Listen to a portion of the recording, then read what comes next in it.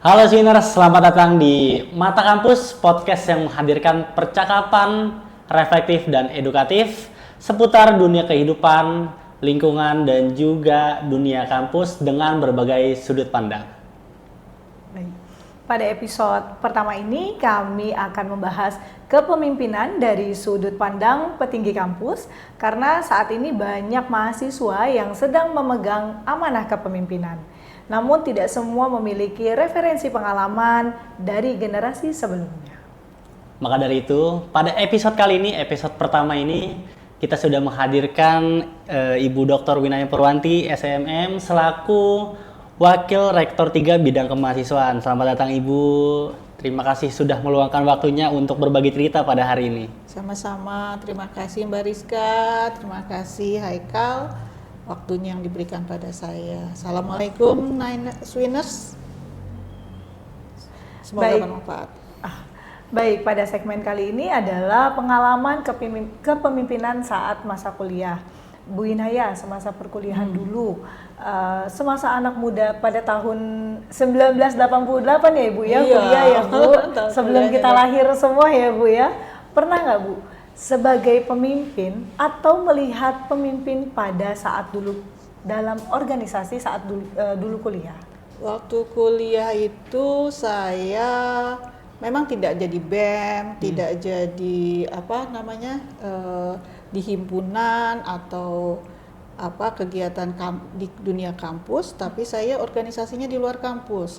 Saya itu jadi pemimpin di Ormas Generasi Muda MKGR, itu tingkat nasional, dan sebagai bendahara dan sebagai salah satu ketua di gerakan mahasiswa MKGR tingkat Mohon maaf Ibu, nasional. MKGR itu apa Bu ya? MKGR itu adalah ormas singkatan dari Musyawarah Kekeluargaan Gotong Royong.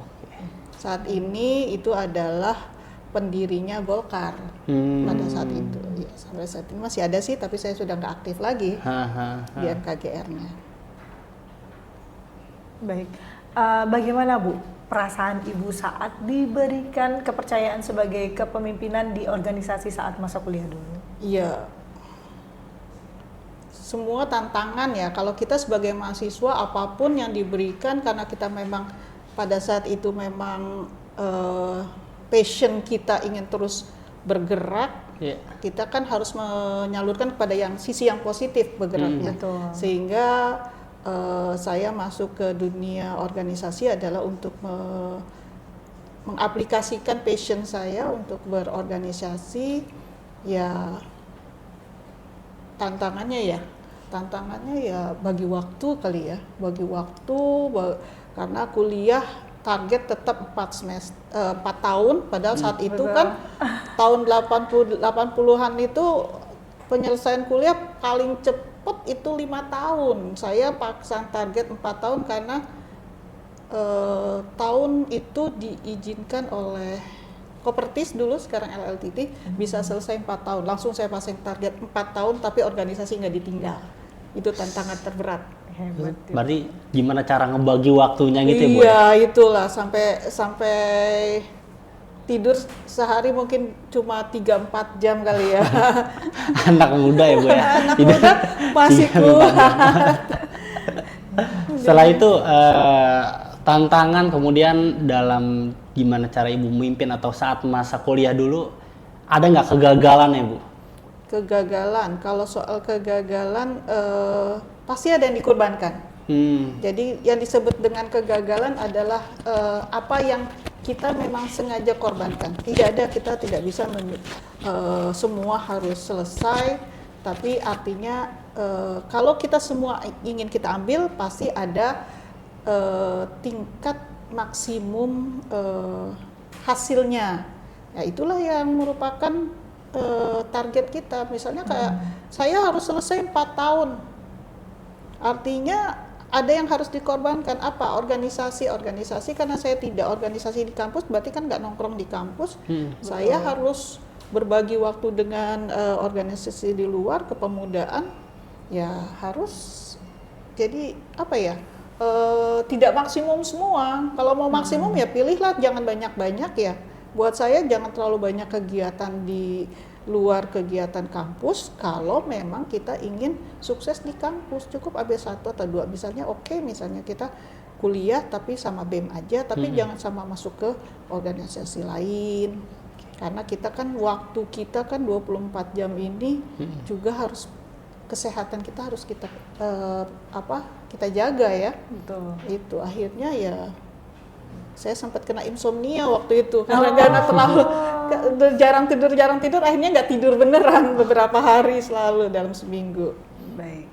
Jadi dari cerita Bu Inaya, pengalaman kepemimpinan di masa kuliah dulu, tantangannya itu banyak ya Bu. Dari perasaan, ada rasa cemas juga, ada rasa bangga juga, ada rasa tanggung jawab yang besar juga, seperti itu ya Bu ya.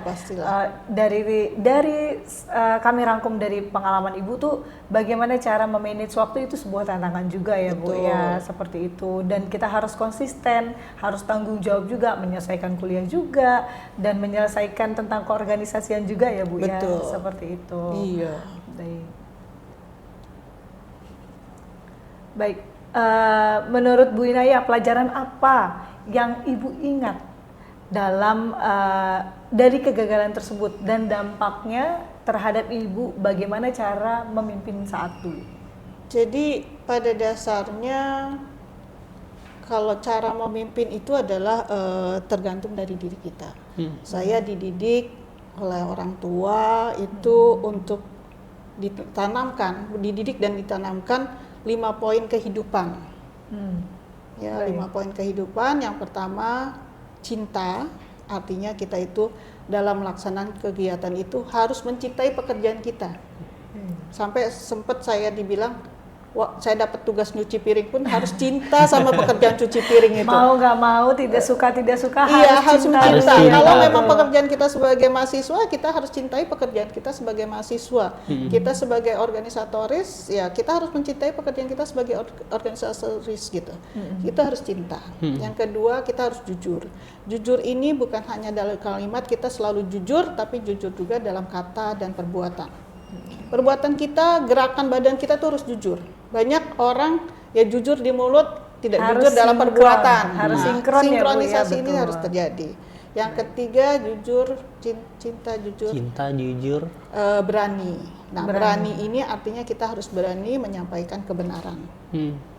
Kemudian ada musyawarah, artinya dalam setiap keputusan yang kita ambil sebagai pemimpin itu harus dimusyawarahkan, bukan keputusan sepihak. Karena pemimpin yang baik adalah pemimpin yang demokratis. Buat saya, pemimpin yang baik adalah pemimpin yang demokratis. Demokratis itu artinya apa? Artinya mendengar dari berbagai pihak, bukan keputusan pribadi, bukan keinginan pribadi. Dan akibat daripada kepemimpinan yang seperti itu akan menimbulkan kepemimpinan yang karismatik. Dia akan dicintai oleh lingkungannya. Ya kan? Nah, dari situ karena kita sudah bermusyawarah, jangan hanya tinggal sampai musyawarah, tapi harus diaplikasikan dalam karya nyata. Poin kelima adalah karya nyata, artinya apapun kita laksanakan harus ada karya nyatanya. Contohnya seperti itu. Sebagai mahasiswa harus kelar 4 tahun. Itu karya nyata. Terus sebagai pemimpin organisasi, kita punya program. Programnya itu harus direalisasikan sebagai karya nyata.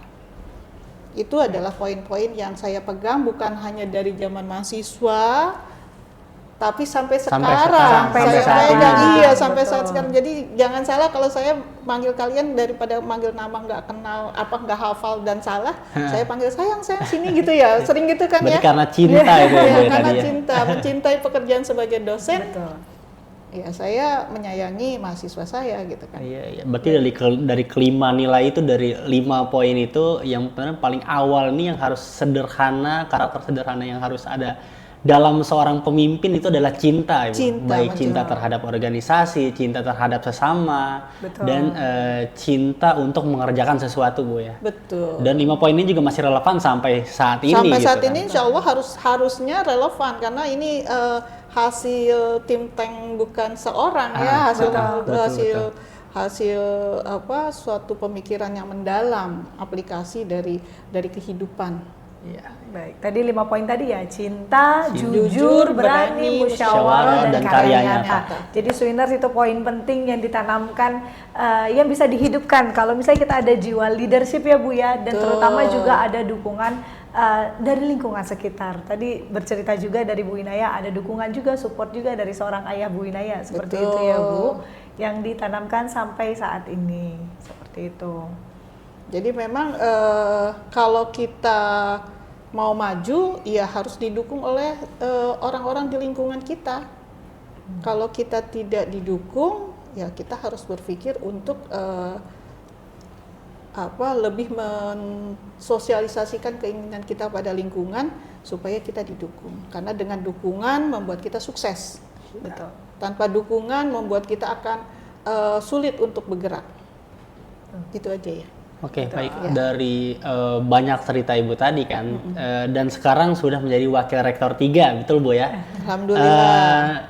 Pasti banyak dong ketemu dengan pemimpin-pemimpin eksternal di luar kampus dan juga pemimpin mahasiswa yang sering diskusi oleh Ibu Winaya gitu. Nah, dari banyaknya diskusi dengan para pemimpin Bu ya, dan Ibu juga pemimpin, apa nih Bu perbedaan karakter antara pemimpin yang dulu dan juga pemimpin pada saat ini Bu? Ya, saya sering kali mengatakan generasi kalian saat ini yang memimpin di kampus ini adalah Gen Z ya. Iya. Gen Z memiliki karakter yang berbeda dengan kita pada saat dulu. Iya. Di mana kalian terbiasa makan mie instan, makanan instan, minuman instan, semua serba instan. Sehingga seringkali kalian ini maunya juga instan gitu. Keputusan secara instan. Nah itu, coba diperhatikan kembali, segala sesuatu itu kalau mau berjalan dengan arah yang benar, arah yang langgeng, itu pasti tidak instan. Pasti ada tahapan-tahapan dari permasalahan yang harus diselesaikan. Jadi nggak bisa langsung mengatakan, yaudah kalau kayak gini saya mundur atau gitu. Nggak ada lagi, itu bukan pemimpin. Pemimpin itu harus nerima masukan dari lingkungan yang tadi musyawarah tadi itu. Sebagai bahan evaluasi Bu ya. Iya, untuk bisa jadi satu karya nyata. Bukan kita menghambat, tapi kita memberikan masukan supaya berjalan dengan sebaik-baiknya.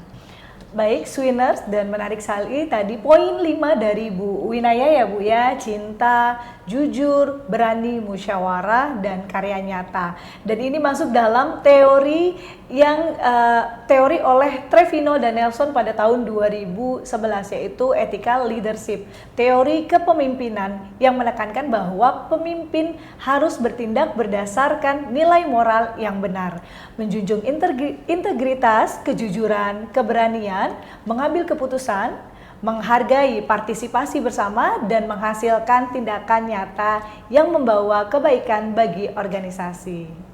Alhamdulillah. Oke, mungkin cukup ya podcast kita kali ini. Terima kasih banyak Ibu Winaya atas pengalaman yang diberikan. Mudah-mudahan bisa memberikan edukasi dan juga memberikan refleksi untuk para pemimpin muda. Kemudian dari cerita Bu Winaya tadi menunjukkan bahwa kepemimpinan atau jiwa leadership itu terbentuk melalui proses panjang dan juga keberanian untuk belajar dari suatu kesalahan ya Bu ya. Kemudian terima kasih Swinners dan juga para penonton di luar sana. Semoga pada episode kali ini dapat memberikan perspektif baru bagi pemimpin-pemimpin masa kini, terutama untuk mahasiswa, terutama yang ada di Swin sini ya. Betul. Jangan lupa subscribe, like, dan juga komen, dan sampai jumpa di episode selanjutnya. Baik, saya